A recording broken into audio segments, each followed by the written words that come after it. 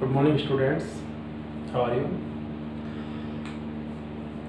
Today we are studying about the second type of immunity, that is adaptive or acquired or specific immunity.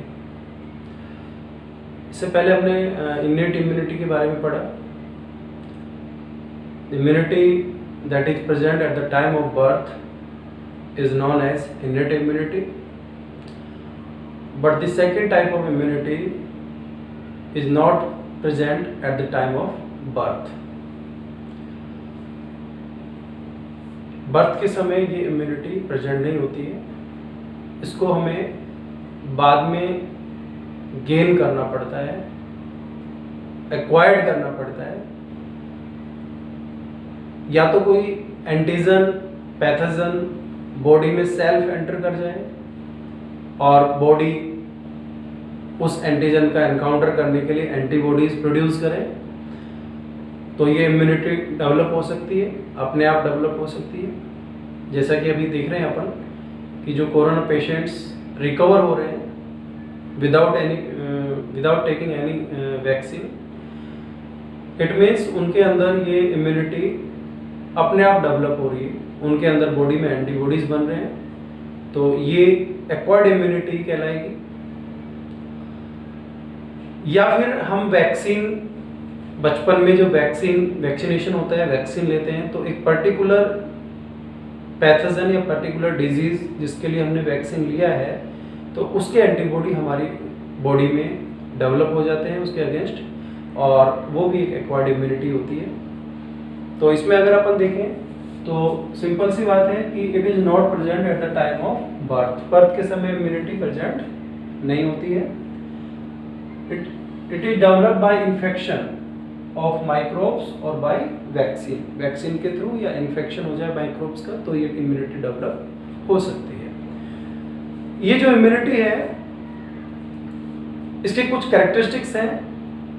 यहाँ अपन 4 characteristics के बारे में पढ़ेंगे, काफ़ी easy way में अपन इनको समझेंगे.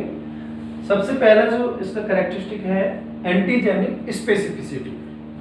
ध्यान देंगे इस बात को. एंटीजेनिक स्पेसिफिसिटी का मतलब क्या होता है, इसका मीन्स क्या होता है कि बॉडी में जो पैथोजन एंटर कर रहे हैं, तो जो पैथोजन एंटर कर रहे हैं उनको डिस्टिंग्विश, यानी उनके बीच के डिफरेंस को पहचान कर उनको सेपरेटली अलग अलग ये पहचान सकती है इम्यूनिटी.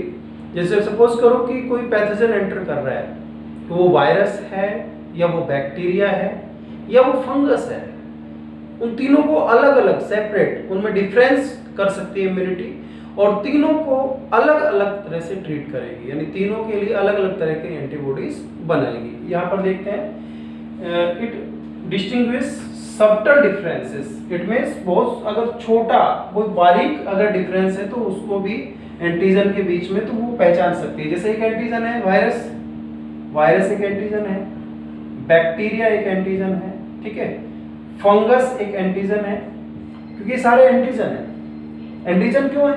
क्योंकि हमारी बॉडी में एंटीबॉडीज के प्रोडक्शन के लिए रेस्पॉन्सिबल होते हैं, इसलिए ये एंटीजन है, ठीक है, उसको इंड्यूस करते हैं प्रोडक्शन को. तो इनके बीच में जो एक बहुत ही बारीक अगर डिफरेंस भी है तो उसको भी इम्यूनिटी पहचान सकती है, ठीक है. Antibody can distinguish between 2 protein molecules that differ in A only single amino acid. It means अगर इनके बीच में अगर दो अलग अलग प्रोटीन, देखिए ये बैक्टीरिया है, इसकी बॉडी भी प्रोटीन से बनी है, वायरस की बॉडी प्रोटीन से बनी है, फंगस की बॉडी प्रोटीन से बनी है, तो अगर ये जो डिफरेंट टाइप्स के प्रोटीन बॉडी में एंटर कर रहे हैं, तो इनके बीच अगर एक सिंगल एमिनो एसिड का भी अगर डिफरेंस होगा उसको भी पहचान लिया जाएगा. यानी 2 अलग अलग टाइप के जो बिल्कुल सेम दिख रहे हैं प्रोटीन बॉडी में एंटर कर रहे हैं, तो उनके बीच में अगर सिंगल एमिनो एसिड का भी डिफरेंस होगा तो उस डिफरेंस को भी इम्यूनिटी पहचान सकती है, ठीक है, उनको अलग अलग कर सकती है एंटीजन्स को. सेकंड जो इसकी क्वालिटी है, इसके जो कैरेक्टर है वो है डाइवर्सिटी. इट मींस एक एंटीजन के ऊपर बहुत सारे रिसेप्टर्स प्रेजेंट होते हैं, बहुत सारे छोटे छोटे से रिसेप्टर प्रोटीन्स के मॉलिक्यूल्स हो सकते हैं, तो उन सब सबको अलग अलग सबको पहचान सकती है। देखेंगे यहाँ पर recognise billions of uniquely different structure of on a foreign antigen, यानी बहुत सारे अगर एंटीजन में एंटर कर रहे हैं और उनकी बॉडी पर बहुत सारे अलग अलग तरह की स्ट्रक्चर्स भी हैं, तो सारी स्ट्रक्चर्स को पहचान सकते हैं और वो स्ट्रक्चर्स को पहचान कर ही तो उनके अगेंस्ट एंटीबॉडी बनाएगी। अभी अपन देख रहे हैं कि कोरोना जो वायरस है उसकी वैक्सीन बनने में इतना टाइम क्यों लग रहा है, इस पर अपन डिस्कस डीपली कर लेंगे। लेकिन फिलहाल ये कि उसकी स्ट्रक्चर समझी जा रही है, अभी उसके स्ट्रक्चर भी कौन कौन से मॉलिक्यूल्स उस पर प्रेजेंट है सबको पहचानना, फिर उनको पहचान कर उसके अगेंस्ट एंटीबॉडी बनाना, ठीक है। तो थोड़ा ये लॉन्ग प्रोसेस हो जाता है, फिर उसके इफेक्ट देखना ह्यूमंस पर क्या पड़ेगा आगे क्लिनिकल ट्रायल में।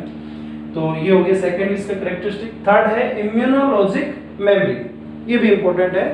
इट मींस इम्यूनोलॉजिक मेमोरी का मतलब है कि सपोज करो कोई एंटीजन आया बॉडी में, वो एंटर हो गया, तो बॉडी में एंटर होने के बाद उसको डिस्ट्रॉय करने के लिए, उसको किल करने के लिए बॉडी एंटीबॉडीज बनाएगी। ये एंटीबॉडी इस एंटीजन को किल कर देंगे। बट यहीं पर ये इसका रोल, एंटीबॉडी का रोल यहीं खत्म नहीं हुआ है। अब क्या होगा, इन फ्यूचर अगर ये एंटीजन दोबारा बॉडी में एंटर करता है तो इस एंटीजन की, इस पर्टिकुलर एंटीजन की इमेज बन चुकी है बॉडी में, और इस सेकंड एनकाउंटर जब इसका होगा तो वो बहुत ज्यादा स्ट्रांगली होगा और बहुत ही जल्दी उस एंटीजन को डिस्ट्रॉय कर दिया जाएगा। इसको बोलते हैं इम्यूनोलॉजिक मेमोरी। इसीलिए तो अपन जब बचपन में अपने जो वैक्सीन लगते हैं, तो वैक्सीन लगने के बाद फिर फ्यूचर में वो डिजीज हमको दोबारा नहीं होगा जिसके अगेंस्ट हमने वैक्सीन लिया है, क्योंकि उसकी मेमोरी बन चुकी है, उस एंटीजन की मेमोरी बन चुकी है। ऐसा नहीं है वो एंटीजन दोबारा नहीं आएगा, आ सकता है, लेकिन अब जैसे कि कोरोना पेशेंट जो रिकवर हो रहे हैं अपने आप, दोबारा उनकी बॉडी में कोरोना वायरस आ सकता है, बट दोबारा आकर उनको नुकसान नहीं पहुंचाएगा। तो इसमें डरने की बात नहीं, क्योंकि इम्यूनिटी उनमें डेवलप हो चुकी है, तो उनके एंटीबॉडी अब ज्यादा स्ट्रांगली उस वायरस को, उस एंटीजन को किल कर देंगे, ठीक है। Once the immune system has recognised and respond to an antigen, it exhibit immunologic memory. It is a second encounter with the same antigen induce heightened state of immune reactivity, यानी बहुत high level की immunity उसके against यहाँ पर काम करेगी। Fourth है self और नॉन सेल्फ रिकग्निशन, ये भी इंपॉर्टेंट है।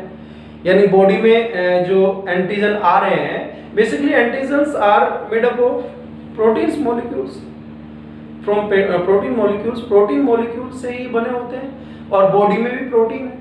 तो अब हमारी बॉडी, वो प्रोटीन जो एंटर कर रहे हैं एंटीजन, और हमारी बॉडी के जो प्रोटीन्स हैं, जो सेल्स हैं, उनमें डिफरेंस कैसे करें, तो ये इम्यूनिटी उन दोनों में डिफरेंस कर सकती है।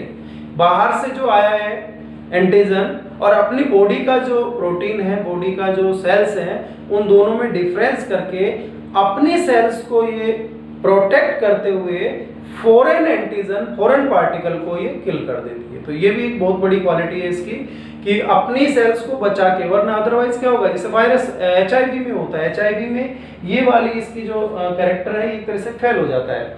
हमारी जो सेल्स हैं, वो हमारी सेल्स जो T सेल्स होती हैं बेसिकली, तो हमारे जो इम्यूनिटी, जो लिम्फोसाइट्स है, वो हमारी सेल्स को और बाहर से आने वाले वायरस को, दोनों में डिफरेंस नहीं कर पाती हैं, और उस वायरस के मारने के चक्कर में अपनी ही सेल्स को वो मारने लग जाती हैं, जिससे हमारी इम्यूनिटी डिक्रीज हो जाती है।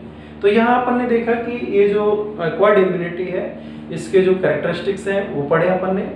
तो इस तरह से डियर स्टूडेंट्स, अपनी स्टडी को कंटिन्यू रखें और इम्यूनिटी वाले इसको चैप्टर को अपन आगे जारी रखेंगे। Be safe, stay home.